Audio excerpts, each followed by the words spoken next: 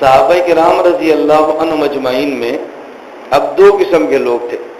بعض ایسے تھے کہ جو رسول اکرم صلی اللہ علیہ وسلم کی احادیث کو اللہ کے نبی کے لفظوں میں نقل کرتے جیسے حضرت ابو ہریرہ، اور بعض تھے کہ وہ حضور کے لفظ نقل نہیں کرتے تھے، اس حدیث کا معنی نقل کرتے. وہ یہ بات کہتے ڈرتے تھے کہ یہ اللہ کے نبی نے فرمایا، کہیں ایسا نہ ہو کہ لفظ میں نقل کرنے میں غلطی ہو جائے اور ہماری گرفت ہو جائے. وہ گھبراتے تھے. اور بات چاہتے تھے کہ جو اللہ کے نبی کے لفظ ہیں بالکل وہی آگے نقل ہو جائے. اس میں ابو ہریرہ رضی اللہ تعالیٰ عنہ سب اول کے آدمی ہیں، اور نبی پاک صلی اللہ علیہ وسلم کا لفظ نقل کرنے کی بجائے حدیث کا معنی بیان کرنا، اس میں ابو بکر صدیق کا کوئی ثانی نہیں ہے.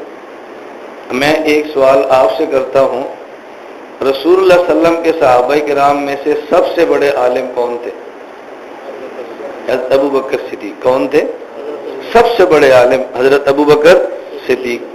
اچھا، صحابہ کرام جو تقریباً 1.25 لاکھ بنتے ہیں، ان میں سب سے زیادہ حدیثیں نقل کرنے والے کون ہیں؟ حضرت ابو ہریرہ. اب میرا سوال یہ ہے کہ بڑے عالم ابو بکر صدیق تو زیادہ حدیثیں ابو ہریرہ کیوں بیان کرتے ہیں؟ بڑا عالم بھی بیان کرے نا.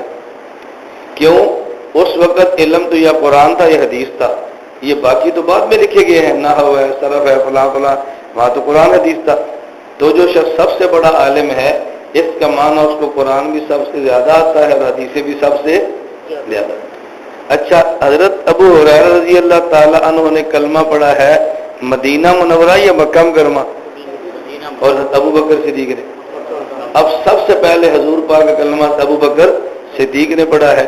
تو جس نے کلمہ سب سے پڑھا اور اللہ کے نبی کے ساتھ سب سے زیادہ وہ رہے ہیں، تو سب سے زیادہ حدیثیں کن کو آتی ہوگی؟ تو ابو بکر کو. ہر وقت ساتھ جو وہ رہے تو انہیں کو زیادہ آتی ہوگی نا. لیکن مشہور کیا ہے؟ ابو ہریرہ بڑے محدث تھے. وجہ یہ ہے کہ حضرت ابو بکر صدیق رضی اللہ عنہ کا مزاج یہ تھا کہ جب کوئی مسئلہ پوچھتا تو مسئلہ وہی بتاتے جو حضور نے بتایا ہوتا تھا، لیکن اللہ کے نبی کا لفظ نقل کرنے کے بجائے قال ابو بکر نے کہہ دیتے کہ میں یہ کہتا ہوں، تاکہ نسبت میں ڈر لگتا تھا.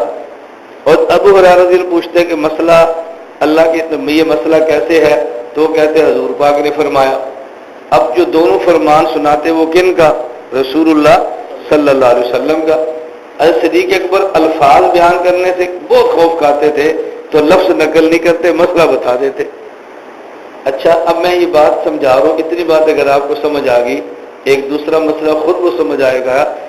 آج اگر دنیا میں پوچھو کہ جی امیر المومنین فی الحدیث کون ہے، تو لوگ کہیں گے حضرت امام بخاری. پوچھو جی امام اعظم کون ہے، تو پھر کہیں گے امام ابو حنیفہ. اب لوگ کہتے ہیں بھی زیادہ حدیثیں تو ان کے بارے میں مشہور ہیں، تو یہ بڑے امام کیسے؟ میں پوچھتا ہوں زیادہ حدیثیں حضرت ابو ہریرہ کے بارے میں مشہور ہیں، تو ابو بکر صدیق بڑے عالم کیسے؟ تو جو آپ نے بات وہ سمجھی ہے نا، وہی بات یہاں پہ سمجھ لو کہ امام بخاری رحمۃ اللہ علیہ حدیثیں پڑھ کے سنا رہے ہیں، اور حضرت امام ابو حنیفہ رحمۃ اللہ علیہ مسئلے پڑھ کے سنا رہے ہیں. اور قال رسول اللہ نہیں کہتے، قال ابو حنیفہ کہتے ہیں، تاکہ مسئلہ حضور والا بیان کر دوں اور لفظ میں غلطی ہو جائے تو قیامت کے دن مواخذہ نہ ہو.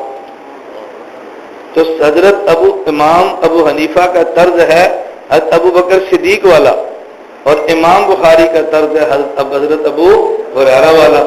اب ایمان کے ساتھ بتاؤ کہ اللہ کے نبی کے جو صحابہ تھے، ان میں لوگوں نے امام اپنا مل کر حضرت ابو بکر صدیق کو مانا یا حضرت ابو ہریرہ کو؟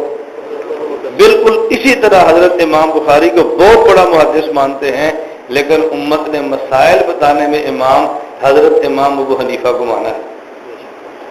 میں یہ کہہ رہا ہوں کہ ایسے بشارت اللہ کے نبی کے الفاظ میں نہیں ہے کہ میری امت میں ایسے لوگ ہوں گے جو فارسی ہوں گے، اور اگر ایمان یا علم ثریا ستارے تک بھی چلا جائے گا تو وہ وہاں سے بھی جا کر لے آئیں گے. حضرت امام مالک، امام شافعی، امام احمد، یہ تینوں بہت بڑے امام ہیں، لیکن اجمی نہیں ہے، عربی ہے. اور حضرت امام ابو حنیفہ بہت بڑے امام ہیں، یہ عربی نہیں ہے، اجمی ہے. امام مالک، امام شافعی، امام احمد کون ہے؟ عربی. اور امام حنیفہ کون ہے؟ اجمی. اللہ کے نبی نے جو بشارت دی ہے کہ کہ میری امت میں لوگ جو سریا تک بھی جائیں گے علم کو لینے کے لیے، وہ اجمی کے بارے میں یا عربی کے بارے میں؟ اجمی کے بارے میں، اور وہ امام ابو حنیفہ رحمۃ اللہ علیہ ہے۔ اس میں ایک نقطہ ذہن میں رکھنا، یہ بات سمجھنا، سریا ستارہ ہے یا نہیں ہے؟ سریا کیا ہے؟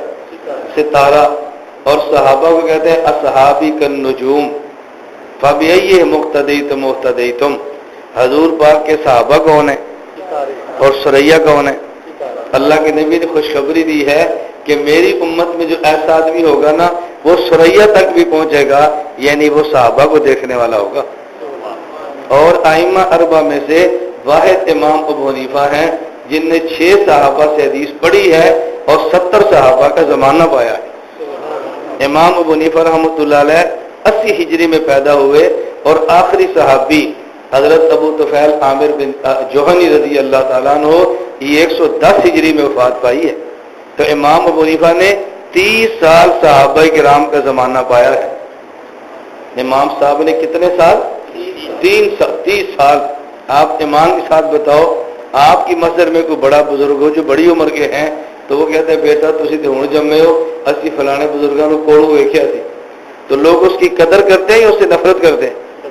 بھائی یہ بڑے ہیں، ان نے بڑوں کو دیکھا ہے، تو امام صاحب نے صحابہ کو دیکھا ہے، تو قدر کرنی چاہیے، دور ہٹنا چاہیے۔